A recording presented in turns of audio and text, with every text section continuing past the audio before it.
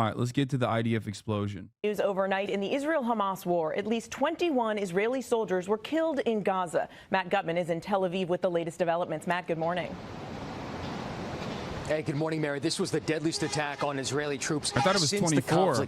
The number increased to 24, no? 24 soldiers killed on deadliest day for Israeli forces in Gaza combat. UK not seeking confrontation with the Houthis, says Sunak. Nice. Yeah, the Israeli military said that a unit of Israeli reserves was trying to demolish a pair of two-story buildings in Gaza when Palestinian militants nearby fired an RPG that hit a tank.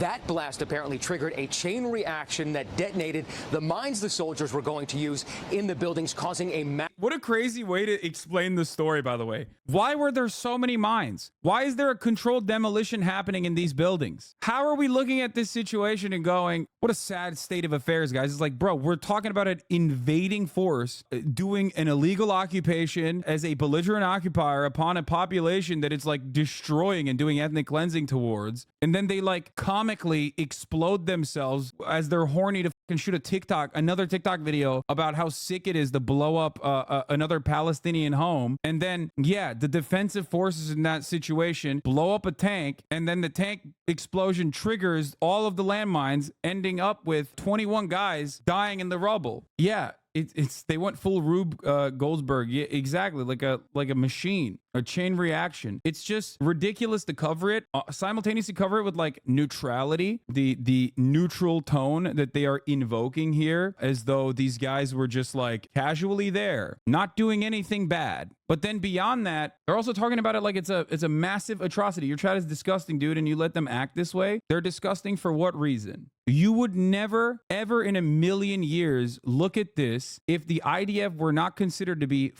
foreign allies attacking what is declared a foreign adversary. You would never look at the circumstance and go, oh man, I'm so sad about this. Obviously, every death sucks across the board. But the notion that like these guys they're military. They're an occupying force engaging in an act of ethnic cleansing. It's ridiculous, dude. It's ridiculous. The greatest way to avoid these casualties would be to not do ethnic cleansing in Gaza. I'm sorry, I don't want to hear about moralizations from dudes who are fantasizing about like 19-year-olds in Yemen being blown to bits by our awesome super missiles. These guys are doing something that is incredibly up. The mines aren't there for de-escalatory purposes. The mines are there to blow up civil society, what remains of like the homes of the Gazan people. This is like the purest act of self-defense. If you think that I'm going to sit here and act like, oh man, this is such a bad situation, you're out of your fucking mind. You can get mad at me all day. People did this, and much worse, by the way. I'm not even like jerking off to the violence here, by the way, because I'm not a Reddit NATO liberal who masturbated to like Russian conscripts getting blown to shreds when they were also engaging in an act of unjustifiable violence inside of Ukrainian boundaries. So look to your own past, your own recent past, if you want to understand how one may feel in this circumstance. I'm of the mindset that the Russian conscript has less of a say in the invasion of Ukraine than the IDF conscripts do, or the IDF reservists do, by the way. That's the other thing. We're talking about not a invasion on a country that is like being armed by the United States, by the way. The side that is armed by the United States is the one that has demonstrated awesome power. I'm more worried about how Israel's going to react to this. I don't think you should worry about how Israel's going to react to this. I might be totally off base here, but I think a massive casualty toll like this looks really bad in Israel. You can't hide it. You just took a fat L, and that greatly accelerates the shelf life of this ethnic cleansing campaign. That's the difference. 1,000 Palestinians can die in the hands of Israeli forces, but one, they have nowhere to go. Two, they consider that to be martyrdom in defense of in defense of what remains of their home. But when Israel is engaging in an offensive act like this, one death of an Israeli reservist means so much more. And so far, 200 Israeli occupying force members have died, right? Died in this offensive war that is completely unjustifiable so far. So the reality is, that we know of, right? The reality is that greatly lowers the time that Israel can conduct itself like this. And this came right as like Israel was potentially leaning into a 2-month ceasefire, according to Barak Ravid's reporting yesterday. Because the pressure against the Israeli government has mounted tremendously. Israel is now dealing with a ton of opposition internally. 21 IDF soldiers were killed after houses they lined with mines collapsed following fire from Hamas. Why were they lining the houses with mines? I've seen analysts speak of discipline and clearing mistakes today, but the IDF committing a war crime is the more pressing issue. The IDF says the buildings were to be destroyed for creating a buffer zone so residents of Kibbutz Kisufim could return. 10 residential houses in Magazi area were reportedly marked for destruction. The law on this is quite clear and unambiguous. The Rome Statute, which comprises the crimes that the ICC tries, says excessive destruction of property is not justified by excessive destruction of property not justified by military necessity is prohibited. You cannot blow up civilian houses because you feel like it or because you're scared. It's called, Lebensraum. Dude, the Holy Mountain Man 9/11. I must ask you, I know that you're like crying because dudes in the process of doing a war crime as ethnic cleansing continues in the Gaza Strip got blown up by their own war crime machines. Okay, you're crying that this is like unacceptable. If your goal is like mine to stop the bloodshed, then you should be the loudest advocate for, Israel ceasing hostilities, right? Anyway. This is a major amount of Israeli soldiers that were killed, that died in an explosion. And it's significant because you can't really deny it. You can't cover it up. There's no way to soft serve this. This is like devastating news. And it directly goes against the argument that you're making that you're dominating Gaza right now. Because as far as I've seen in the Israeli news, the way that the war is being covered, and at least the popular channels, is, things are going really well. And, we're just like stopping the missile strikes entirely and yada, yada, yada. But regardless, this is a violation of codes of conduct in war. The thread on this was deleted from Reddit. It just so happens the comments were critical of Israel. Yeah, no, Reddit is like completely captured, in my opinion, by Hasbara trolls. There are very few places online where you can actually have this conversation in a normal way without being like bullied, humiliated, yelled at. Reddit is not one of those places for the most part. Don't you think it's a little disgusting that you allow your chat to celebrate the deaths of innocents? First of all, do you think that the Israeli occupying force in the process of mining a building are innocent? If they're innocent, then who's not innocent? What the are you talking about? These are not civilians. These are literal military combatants armed to the fucking teeth, setting up explosive ordnance inside of civilian houses. What are you talking about? They are a belligerent occupier, currently conducting an ethnic cleansing campaign. I do not celebrate deaths regardless, because I'm not a Redditor pervert. Even if, in this circumstance, Palestinians have a right to defend themselves and they're perfectly valid and perfectly just for defending themselves against the Israeli military, I'm still not going to celebrate it because, it sucks. Here's your innocence.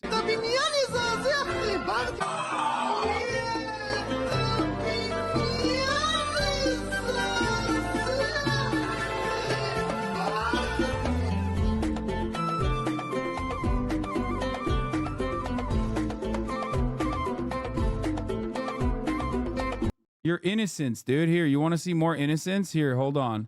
Let's take a look at some more innocent civilians, dude.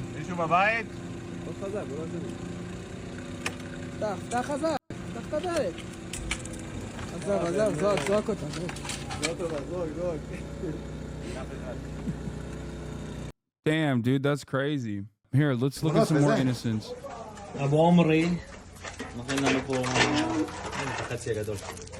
קצת פיתות. וואו. וואו. נכון. איציק להיזהר. תראה איזה שולחן הוא פתח לנו.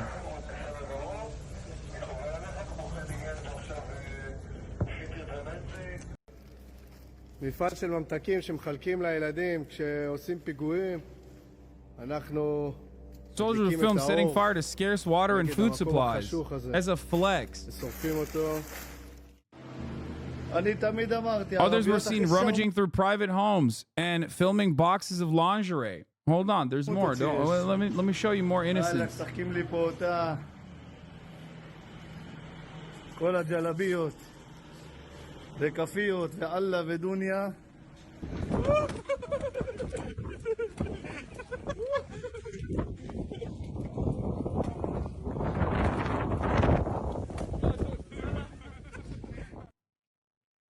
This soldier appears to be smashing a children's toy after entering a shop. I mean, it's a snow globe.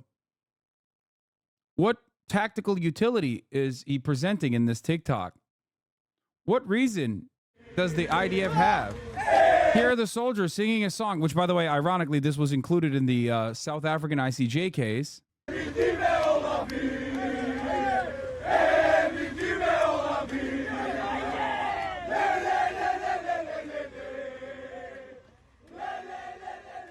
Yeah. Here's some more innocent soldiers. IDF soldiers breaking into the safe of a Palestinian's home. Having fun with it, dude. I mean, this is literally pillaging.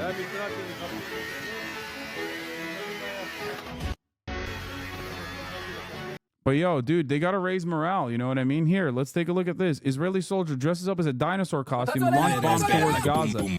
You would never be able to do any of this, for the record. I hope you understand. You would never be able to do any of this if you weren't fighting against an enemy that has nothing, that is using like bathtub rockets against your tanks, your Merkava tanks. That's the other part of this process. You are killing civilians. You can only flex like this if you are killing civilians and not like a real standing military.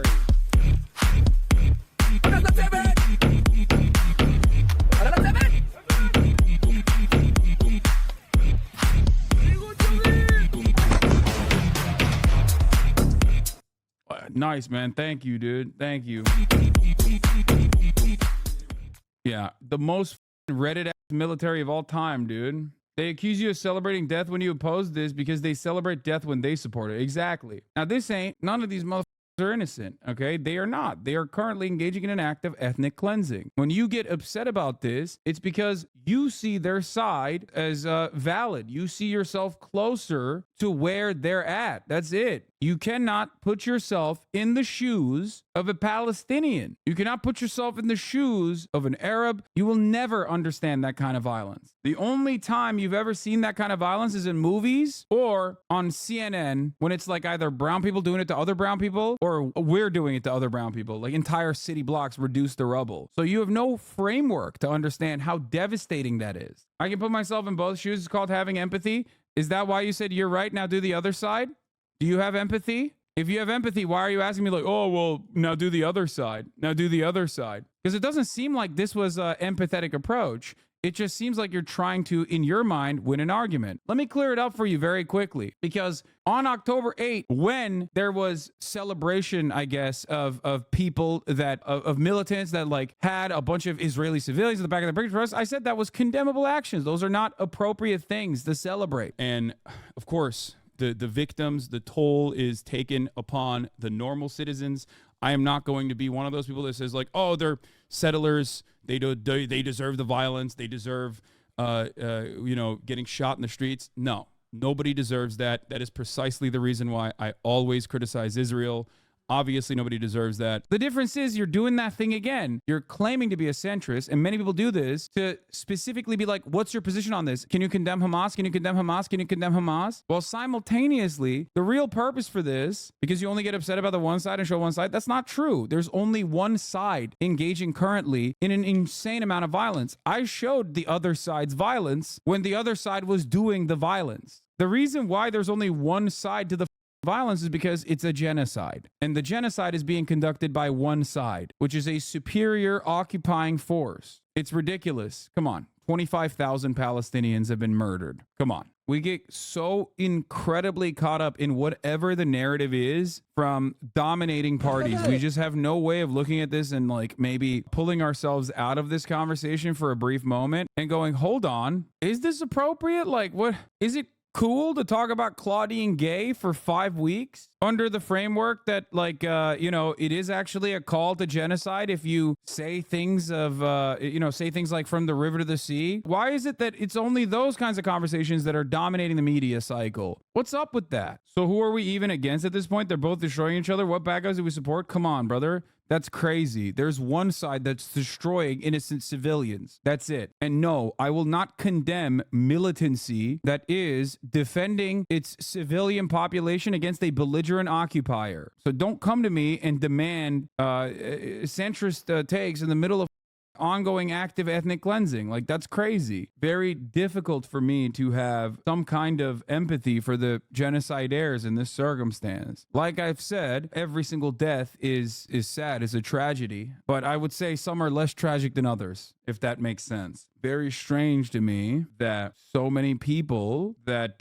were begging, screaming for condemnations for Hamas on October 7 have no smoke for the Israeli occupying forces at all. Talking about activists yelling from the river to the sea 24/7. Meanwhile, almost no one is covering Netanyahu saying it. Yeah, isn't that crazy? I have no words. Heartbreaking. Israel had a difficult day yesterday with the fall of 21 IDF heroes in the war in Gaza. 17 names have been released, and there was apparently a general. That's crazy. Are you kidding me? You had a 26-year-old general, a major general who's younger than Independence Day. Obviously, there's also rank inflation. There's rank inflation, but then there's also, they posthumously add one extra rank when you die. But I've never seen rank inflation to this degree. I'll be honest. Like, I don't understand how it works like that. I feel like this is probably bad. There's no way this is correct. And even if it was correct, it feels like it's a bad idea to like do rank inflation of this sort, because doesn't that destroy morale? Like, this is a fat W. I could be wrong, but I think that's a mistranslation of Hebrew, which turns major general in English, but I don't think it's the equivalent. Oh, okay. Because like, this is a major W for like every bathtub rocket making Al-Qassam kid, basically. When Israel reveals it, like, they just murked the general, you'd be like, oh my god, that's so sick. Like, that's a major boost to the morale of the defending forces in that situation. But yeah, the bodies coming home draped in Israeli flags is going to start having the same effect it did during America's invasion of Iraq. Yes. Massive explosion and bringing those buildings down on them. We know at this point there have been 21 Israeli reservists killed. Unclear how many wounded, but Israel's prime minister saying there will be a military investigation into this and vowing that Israel will press on against its war in Hamas until total victory. But this incident is likely to raise the division in Israel about what total victory looks like and to increase the pressure on Netanyahu to focus more on bringing the hostages home. Hi, everyone. George Steph. I hope you guys understand what these guys were doing is completely unjustifiable. They died while engaging in directly well-documented and well-celebrated war crimes, okay? IDF's conduct that brought about 21 of their soldiers being killed yesterday isn't out of place either, but it appears to fit a larger scale pattern of behavior that exceeds the boundaries of what is permissible, entirely wanton in character. Sorry for blowing up your ears harder than the IDF did.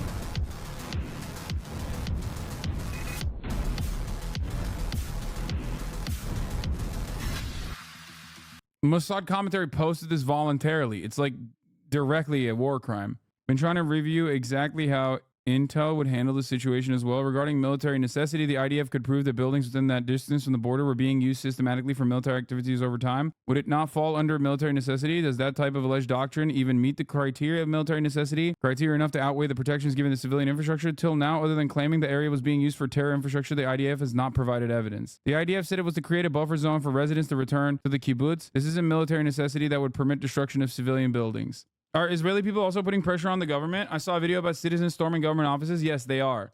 Did you know that according to the UN analysis, the Israelis have murdered a higher percentage of civilians compared to combatants in the attacks on Gaza than Hamas did on October 7th? Yes, that has been the case. I've been saying that. That's why I sometimes jokingly, but also sometimes not jokingly, say that Hamas is the lesser evil between Israel and Hamas. It is true.